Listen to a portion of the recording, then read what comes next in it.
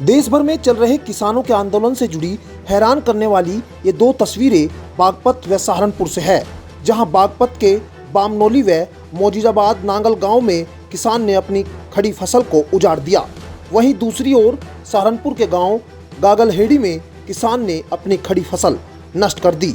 इस तरह की तस्वीरें देश को हैरान और परेशान दोनों ही कर रही है, क्योंकि जिस फसल को किसान अपनी दिन रात मेहनत के बाद तैयार करता है, उसको उसे एक दिन खुद ही नष्ट करना पड़ जाए तो उस दर्द को एक किसान से बेहतर कौन समझ सकता है।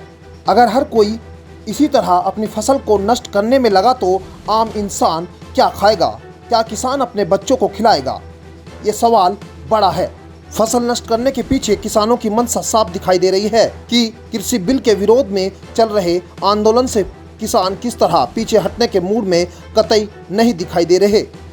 वंग तो डिजिटल इंडिया करे मोदी, पढ़े लिखे बतावे देश को। निंगे 3 से 3 आदमी मान लिए समझदार पढ़े लिखे, जो उनसे उसके पार्लियामेंट में बैठे हुए समझाएंगे सब है, और सब पागल ही हैं। ये किसान बिल्कुल जानते ही नहीं, अपना घर चलाना नहीं जानते, ये अपनी खेती की अच्छी बुरी समझ नहीं है। अब जो भी उठे वहाँ बुलावे, कभी बैठक करे, जाओ बा किसानों को समझा दो, जाओ बा किसानों को समझा दो। किसान पागल ही फिर लत्ते पाटता। किसान को खूब समझ है, अपना घर को कर चलेगा, इब तो आगे अपने जोगा करेंगे। देश के नागरिक गुलिया करे थे उसे करण नहीं देते, गोदाम भरण खत्तर हम करते नहीं। किसानों का कहना है कि जब तक सरकार इन बिलों को वापस नहीं लेती, तब तक उनका ये आंदोलन इसी तरह आगे बढ़ता जाएगा। अच्छा होगा कि सरकार किसानों की बात समझ ले, वरना और दूसरे किसान भी आगे अपनी फसलों को नष्ट करना जारी रखेंगे। फसल बर्बाद क्या करेंगे फसल का इस काम? जी हमारे भाई शहीद हो रहे, किसान भाई दिल्ली में मर चुके हैं, हम फसल का क्या करेंगे?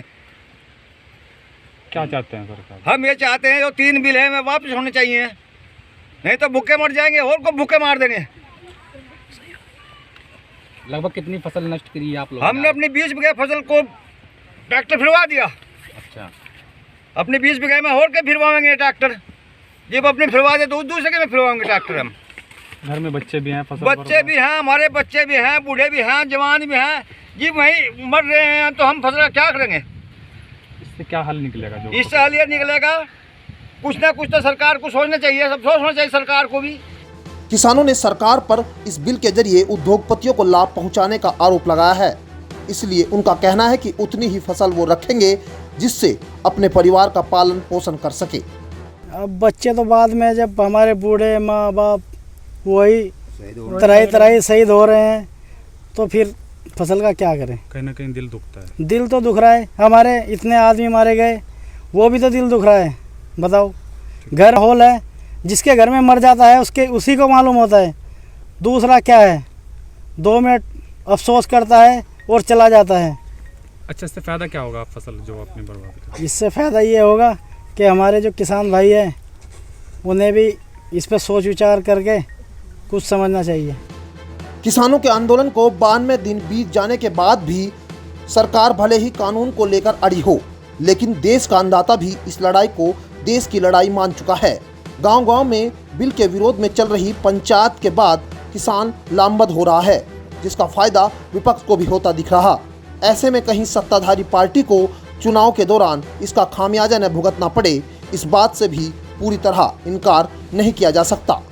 Bureau report, desk, news 18 India.